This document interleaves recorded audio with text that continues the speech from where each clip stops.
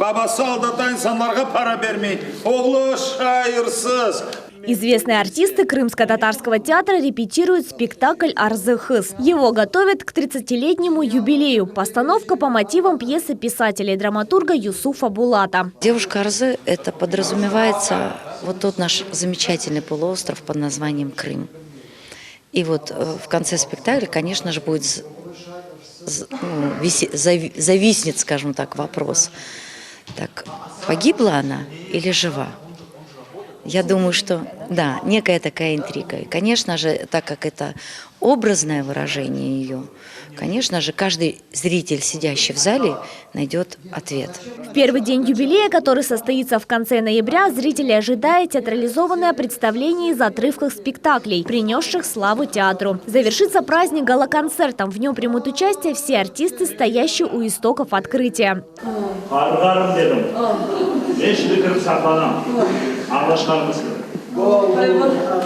Сегодня в театре трудится 140 человек. Из них творческий состав более 60 сотрудников. В год они ставят 9 новых спектаклей.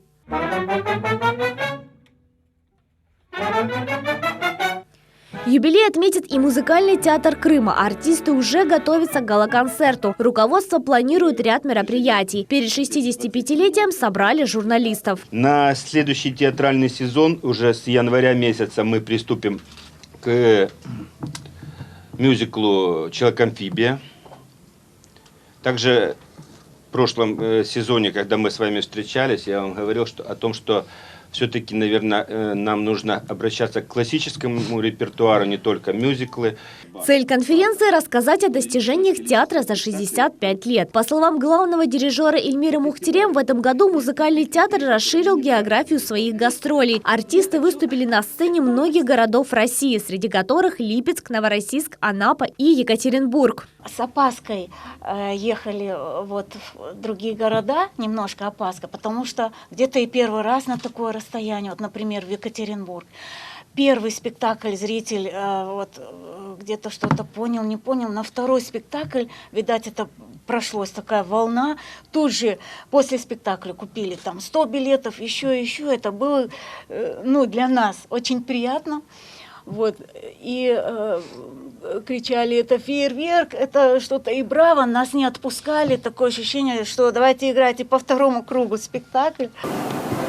К открытию нового сезона сотрудники учреждения подготовили выставку «История в лицах и фактах».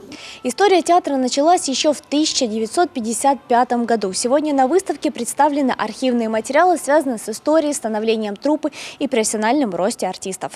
Также представили костюмы спектаклей 80-х и 90-х годов прошлого столетия. Экспозиция стала первой ступенью для создания театрального музея. Севиля Меметова, Рамазан Аливапов, телеканал «Миллет».